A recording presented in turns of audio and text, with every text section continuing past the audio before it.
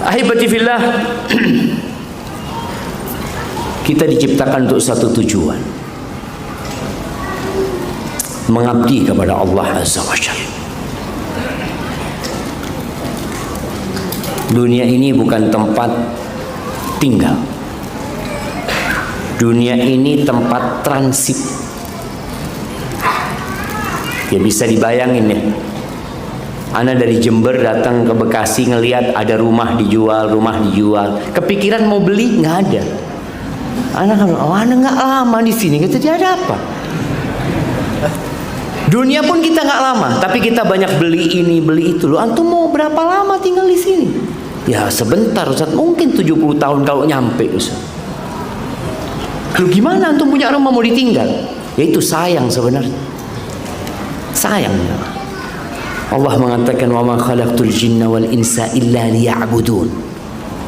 Tidaklah aku ciptakan bangsa jin dan manusia kecuali untuk beribadah kepada aku. Mengabdi kepada Allah, mentauhidkan Allah Azza wa Jalla. Dan Allah turunkan Al-Quran sebagai petunjuk buat kita bagaimana kita mengabdi kepada Allah Azza wa Jalla. Allah Azza wa Jalla berfirman, wa'budullaha wa la tusyriku bihi syai'a wa bil walidaini ihsana. Di surat An-Nisa ayat 36 Allah mengatakan beribadah kalian kepada Allah. Oh saya beribadah kepada Allah, tapi ingat kata Allah wala tusyriku bihi syai'an, jangan menyekutukan Allah dengan sesuatu apapun. Karena ada orang ahli ibadah tapi ternyata dia melakukan kesyirikan. Oh saya haji Pak Ustaz, saya berangkat haji tahun ini, tahun kemarin saya berangkat haji, tahun sebelumnya saya berangkat haji, tahun sebelumnya saya berangkat haji, karena saya petugas haji. Karena antum tahu petugas haji itu berangkat tiap tahun, bukan karena kepingin berangkat haji, karena petugas sih gimana berangkat lagi. Baik, ketika orang berangkat haji, apakah dengan itu berarti dia selamat dari kesyirikan? Belum tentu. Makanya Allah katakan wa'budullah wa la tusyriku bihi syai'an. Dan itu makna la ilaha illallah. Engkau beribadah kepada Allah dan jangan menyekutukan Allah dengan sesuatu apapun. Ini perintah terbesar, terpenting, terutama, dan itu syarat masuk surga. Makanya dikatakan kesyirikan itu kezaliman yang nyata. Baik, setelah itu perintah apa yang kedua? Kata Allah wa bil walidaini ihsana. Berbuat baik kepada kedua orang tua. Ya, bicara surga yang tersembunyi jemaah, orang tua kita sebenarnya. Nabi alaihi salatu wasallam mengatakan al-walid, ini hadis Abu Dzar atau Abu Darda ana lupa, ketika ada seorang yang dia mengatakan ibuku nyuruh aku menceraikan istriku. Siapa yang disuruh cerai sama orang tuanya? Ada? Masya Allah, ada jemaah. Mana hadiahnya jemaah? Roti paling enggak antum ngasih hadiah gitu. Iya, ada orang tua yang nyuruh menceraikan anaknya. Mungkin dia sakit hati sama menantunya. Mungkin dia melihat anaknya setelah menikah berubah. Berapa banyak orang tua itu yang tidak ingin anaknya cepat menikah karena dia takut saat anak-anak kok menikah. Nih anak saat berbakti aja belum saat. Dia belum pernah berbakti saat. Dia mondok kami yang biayain, dia kuliah kami yang biayain. Tahu-tahu dia mau menikah kami juga yang biayain. Kapan dia berbakti saat? Ada yang seperti itu. Orang tua kepingin coba tunjukkan kebaktianmu.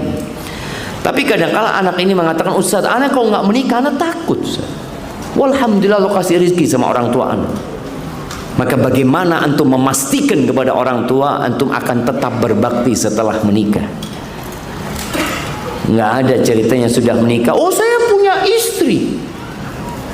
Karena ada seorang ayah yang dia menangis di hadapan anak. Dia mengatakan, ya dia sudah anak anggap orang tua anak. Dia mengatakan Syafiq, dia panggil anak Syafiq. Syafiq, ente punya abang tuh kayaknya durhaka sekarang sama bapak, kata dia.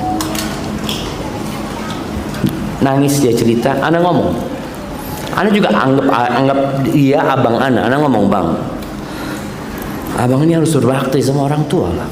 Loh, ana punya istri, ana punya anak. Ana sampaikan, bang, walaupun abang punya istri, punya anak, pangkat abang itu tetap anak, nggak pernah bergeser sesenti pun. Nggak ada cerita bergeser. Oh, engkau menikah, pangkatmu bukan anak, tetap anak. Engkau jenderal bintang 4, pangkatmu berubah, tetap anak. Nggak bergeser pangkat anak itu, jamaah. Makanya Allah katakan wabil walidaini ihsan. Itu perintah Allah Azza wa Jalla. Dan berbuat baik kepada orang tua. 4 kali Allah gabungkan perintah mentauhidkan Allah dan perintah berbakti kepada kedua orang tua. Kita tahu di surat Luqman, setelah Luqman mengajarkan kepada anaknya agar tidak melakukan kesyirikan, diwasiatkan untuk berbuat baik kepada kedua orang tua. Walaupun orang tuanya kafir, catat itu. Walaupun orang tuanya kafir dan orang tuanya nyuruh anaknya keluar dari Islam, tetap anak wajib berbakti sama orang tua. Sampai seperti itu loh. Lu masa Ustaz? Iya. Makanya kita itu punya kitab pedoman hidup kita, Al-Quran. Allah katakan wa in jahadaka ala an tusyrika bi ma laysa laka bihi ilmun fala tuti'huma. Kalau kedua orang tuamu memaksamu untuk melakukan kesyirikan, memaksamu untuk melakukan kemaksiatan, apa aja bentuknya, bermaksiat kepada Allah, fala tuti'huma, jangan patuh dan taat kepada keduanya. Jelas, nggak boleh patuh. Tapi apa kemudian kita durhaka? Enggak. Allah mengatakan wasahibhuma fid dunya ma'rufa. Sahib, dampingi, kawani, jadilah engkau sahabat buat kedua orang tuamu di kehidupan dunia ini. Walaupun dia belum masuk Islam, enggak masuk, sahibhuma fid dunya ma'rufa, dengan cara yang baik. Itu perintah Allah Azza wa Jalla. Jangan sampai sebagian kita, Ustaz, ana Masya Allah, ana selalu di soft pertama. Ya.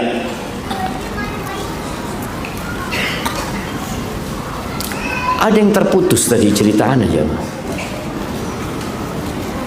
Anak yang disuruh menceraikan istrinya. Dia tanya kepada Abu Darda kalau nggak salah hadisnya. Dia ngomong, ibuku nyuruh aku menceraikan istriku. Kata sahabat ini, aku nggak nyuruh engkau menceraikan, dan aku juga nggak menyuruh engkau mempertahankan. Tapi aku dengar Nabi SAW mengatakan, al-walid awsatu abwabil jannah. Orang tua itu pintu surga yang paling indah. Ada 8 pintu surga, jemaah. Yang paling indah al-walid, orang tua.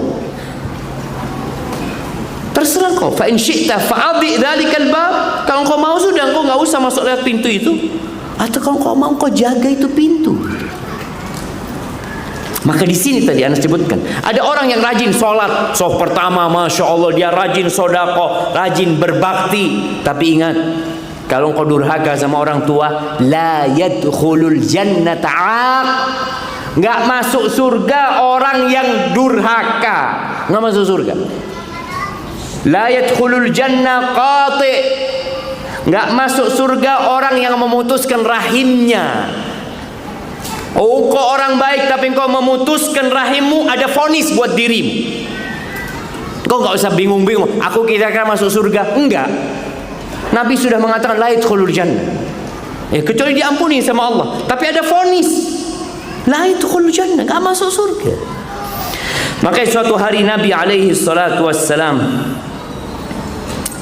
beliau menaiki mimbarnya. Kita sering dengar hadis ini. Kita dengar hadis ini biasanya di bulan Ramadan. Beliau di setiap anak tangga itu mengatakan amin. Naik lagi amin. Naik lagi amin. Maka para sahabat bertanya-tanya, ya Rasulullah, apa yang engkau aminkan? Apa? Kata Nabi SAW, lamma raqaitu darajatal ula, ketika aku naik ke tangga yang pertama, ja'ani Jibril. Jibril datang kepadaku lalu mengatakan, syaqiyun abdun adraka Ramadan fansalakha minhu wa lam yughfar lahu. Jibril berdoa mengatakan, celaka seorang hamba. Syaqi itu penghuni neraka sebutannya, orang yang syaqi, melarat orang ini. Dia hidup di bulan Ramadan, dapat full Ramadan, selesai Ramadan dosa-dosanya nggak diampuni. Syaqi orang ini. Thumma qala syaqiyun abdun adraka walidai.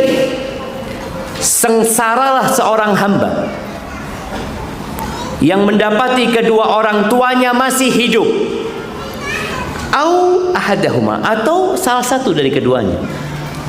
Falam yudkhilahul jannah, ternyata nggak bisa memasukkan dia ke surga. Artinya di rumah antum ada pintu surga, nggak bisa bikin antum masuk surga. Antum mau masuk dari pintu mana? Oh, ana mau rajin sholat, ana mau rajin sodako, ana mau masuk dari pintu sodako. Sodako yang paling indah buat orang tuamu. Artinya pemberian yang paling indah itu buat kedua orang tuamu. Ada anak yang sakit hati sama orang tuanya.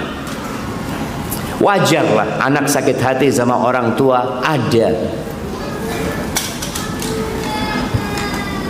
Ana bertemu dengan seorang wanita, dia datang bersama suaminya.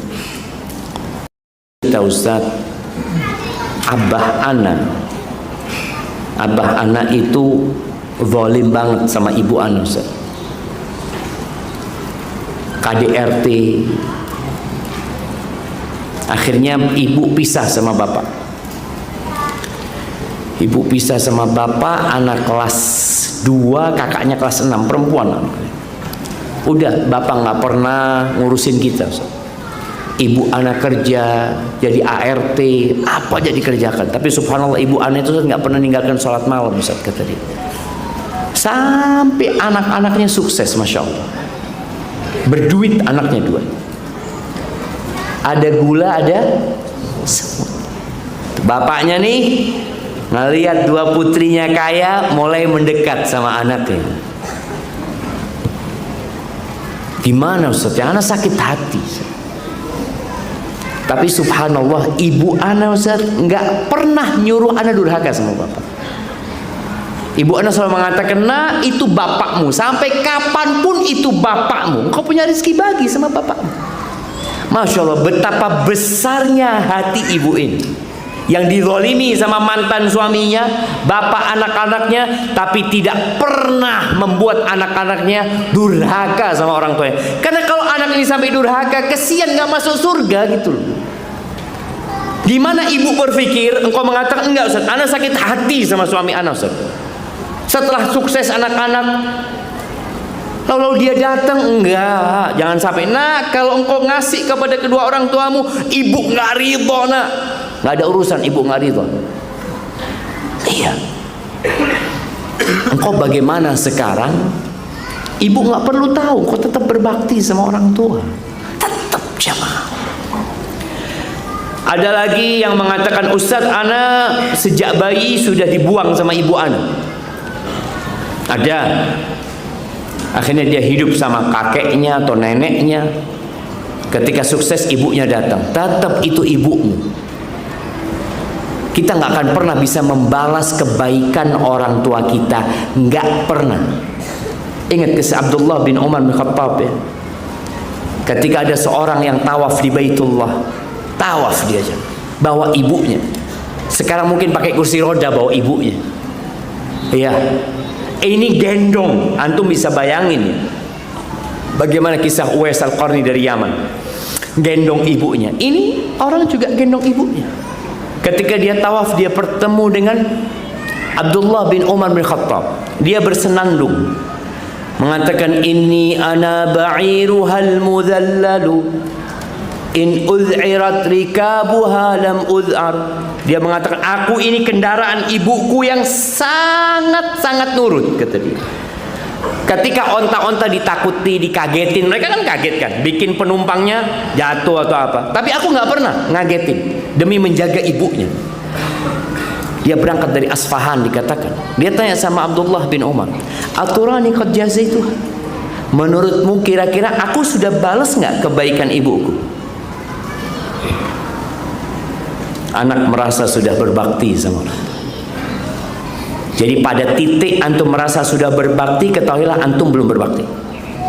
Ketika antum sudah puas dengan kebaktian antum kepada orang tua, ketahuilah antum belum berbakti. Itu bukti antum belum berbakti. Ini dia merasa sudah, aku yang gendong ibuku, aku bawa ibuku. Kira-kira aku udah balas nggak kebaikan ibu? Kata Abdullah bin Umar, dah. Satu rasa sakit ibumu ketika hendak melahirkanmu itu belum engkau balas, belum lagi yang lain. Maka di sini kalau ada orang punya orang tua, ya Allah jamaah, merawat orang tua itu kadangkala lebih berat daripada merawat bayi. Orang tua yang sudah sepuh, yang kadangkala keinginannya kita nggak, itu macam-macam. Allah Azza wa Jalla mengatakan, wa qadha rabbul lahum uffilan karima. Ya Allah, kata Allah setelah memerintahkan untuk mentauhidkan Allah, kata Allah, imma yablughanna 'indakal kibara ahaduhuma aw kilahuma fala taqul lahumā. Kita nggak berani sama orang tua kita. Kita butuh sama orang tua kita. Butuh sama kita, kita jadi berani. Kau butuh sama orang tua. Di situ Allah ingatkan. Posisi inilah yang Allah ingatkan. Jangan mengatakan Gimana kata-kata yang mulia? Kata-kata yang susunannya indah. Kemudian intonasi menyampaikannya penuh pengagungan dan penghormatan. Orang tua tahu jemaah. Ya kita lah tahu bagaimana orang itu ngomong menghormati kita dengan orang itu ngomong tidak menghormati kita. Contoh nih, umpamanya, ayo tafadhal makan. Fadhal. Ini kan menandakan dia menghormati. Ayo tafadhal makan. Fadhal makan.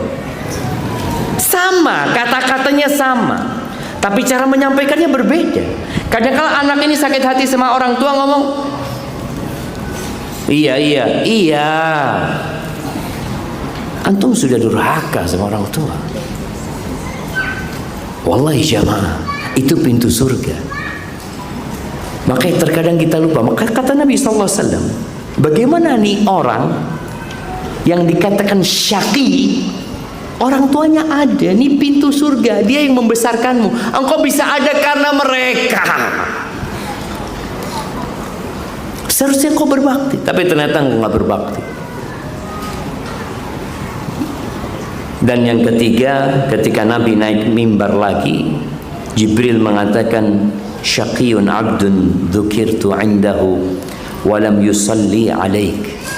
Celaka seorang hamba, dzukirta indahu, yang dirimu disebutkan di sisi, yakni Nabi kita Muhammad SAW. Nabi kita Muhammad sallallahu alaihi wasallam. Antum kalau dengar Nabi Muhammad sallallahu alaihi wasallam disebut, dengar Nabi kita disebut, antum jangan cuma ya. Antum masuk dalam hadis ini. Syaqi. Antum enggak bersolat kepada Nabi sallallahu alaihi wasallam. Padahal kalau kita sekali bersolat buat Nabi alaihi salatu wassalam, sallallahu alaihi biha asyra. Allah bersalawat buat antum 10 kali. Gimana nih orang dikasih fadilah tapi dia malah diem? Allahumma salli wa sallim ala nabiyyina Muhammad. Ahibati fillah, Muawiyah As-Sulami radhiyallahu taala anhu, dia berkata, ataitun nabiyya sallallahu alaihi wasallam Pernah suatu hari aku mendatangi Nabi alaihi salatu wassalam. Faqultu ya Rasulullah, inni uridul jihad fi sabilillah. Tadi di awal kita bicara jihad, dzirwatu sanamil Islam, yang pahalanya udah nggak bisa dibayangin. Seorang mujahid kalau mati syahid itu, oh dengan awal tetesan darah dia diampun. Dinikahkan dengan berapa bidadari? Berapa bidadari ya? 10, kurang banyak lah. 72 bidadari ya. Masya Allah. Ini orang datang kepada Nabi, ya Rasulullah, ini uridul jihad fi sabilillah. Aku mau ikut perang. Apa kata Nabi SAW? Hal ummuka hayya? Ibumu masih hidup? Ibumu masih hidup? Qultu na'am, iya masih hidup. Apa kata Nabi SAW? Ilzam rijlaha, engkau tetap di kaki ibumu, jangan kemana-mana. Fathammal jannah, di situ surga. Engkau kan jihad kepingin surga kan? Loh, di situ ada surga. Makanya kadang-kala orang di depannya surga, dia berangkat ke tempat yang jauh. Jadi ada orang kalau ditanya, mana kupingmu? Ini Ustaz. Ada orang ruwet, jangan. Jadi kalau kepingin tahu orang ruwet itu, boleh kayak gitu. Padahal kupingnya inilah, kenapa untuk di sini? Enggak, supaya ada olahraga dikit. Fasammal, jadi situ ada surga. Jadi berbakti kepada orang tua ini, subhanallah. Ketika Nabi alaihi salatu wasallam ditanya amalan apa yang paling mulia, as-salatu ala waqtiha, salat tepat waktu. Qultu thumma ay, kemudian apa? Berbakti kepada orang tua. Kemudian apa? Berjihad di jalan Allah azza wa jalla. Jadi berbakti kepada orang tua ini sedang mengharap surga Allah azza wa jalla. Dan kata Nabi alaihi salatu wassalam, ridallah fi ridal walid, keridhaan Allah bergantung dengan keridhaan orang tua. Dan kemurkaan Allah bergantung dengan kemurkaan orang tua. Para orang tua, tolong ya, jangan pernah mendoakan keburukan buat anaknya. Karena yang akan menderita antum sendiri. Iya. Jangan pernah mendoakan keburukan kepada diri sendiri, kepada anak, kepada kendaraan. Jangan. Takut di situ waktu mustajab dikabulkan sama Allah SWT. Berapa banyak cerita orang tua yang sakit hati sama anaknya kemudian melaknat anaknya. Ada seorang anak SMA dia udah lulus, dia kepingin malam-malam jalan-jalan sama sohib-sohibnya naik mobil. Kata ayahnya jangan. Akhirnya dia merayu ibunya. Nih ibu, para ibu tolong ya. Ketika ayah mengatakan tidak, maka engkau juga harus mengatakan tidak. Jangan ayah mengatakan tidak, ibu iya. Nih ibu mengatakan kepada anaknya, nanti aku rayu bapakmu. Akhirnya dua orang yang merayu bapak, si ibu sama si anak. Anak. Kata bapak, ini kuncinya. Berangkat engkau, semoga nggak balik engkau. Dan betul, jam 12 malam anaknya belum balik. Bingung orang tua. Dicari, berangkat ke kepolisian, betul kecelakaan. Mati anaknya. Loh, kenapa engkau bisa mendoakan kebaikan, engkau doakan keburukan? Siapa yang kemudian menderita dengan meninggalnya anaknya? Orang tuanya kan. Maka tolong jangan pernah mendoakan keburukan buat anakmu. Tapi ada orang tua yang mendoakan keburukan buat anaknya, padahal anaknya nggak salah. Ana mau tanya nih, apakah anak itu harus patuh sama orang tua dalam memilih pasangan hidup? Nah, siapa yang menikah karena keinginan orang tua? Nggak apa-apa loh Ustaz. Loh, bapakmu iya, bapak anak nyuruh nikahin dia, padahal anak nggak cocok. Anak sudah ngomong sama bapak aja yang nikah pak. Tapi bapak nggak mau, Ustaz. Aneh. Astagfirullah, bismillah.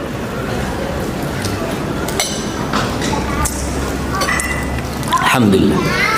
Jadi ada kondisi-kondisi yang anak nggak wajib nurut sama orang tua. Dimana kalau dia nggak nurut sebenarnya nggak ada masalah sama orang tua, karena ini urusan dia.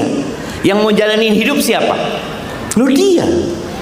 Maka di masa Nabi SAW, ketika ada seorang wanita yang menggugat orang tuanya, dia datang kepada Rasul SAW. Ya Rasulullah, inna abi zawwajani.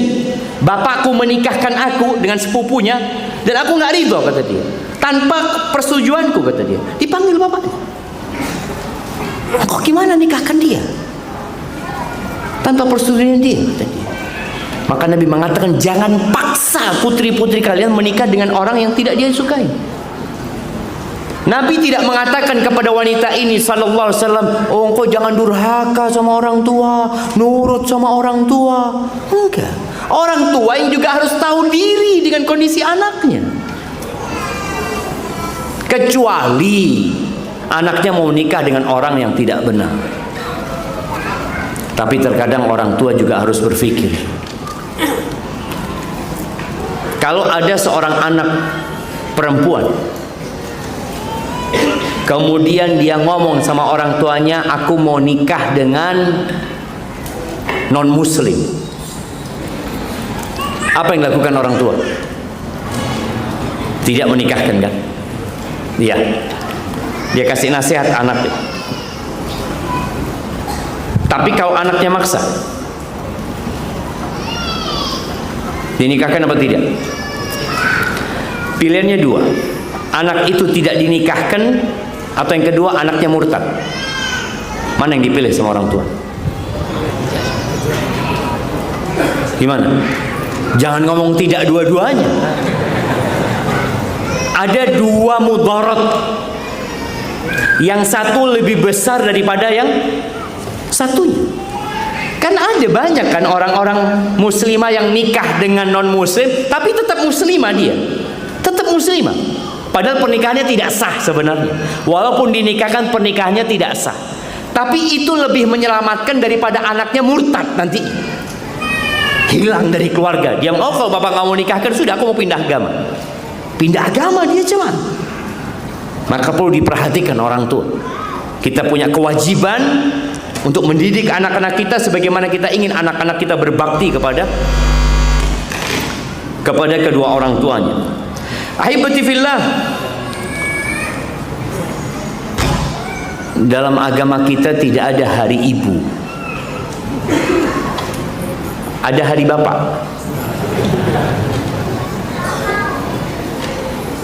Ana sempat ditegur sama paman ana rahimahullah. Dia mengatakan, Syafiq ini kalau ceramah ibu. Iya, kapan bapak?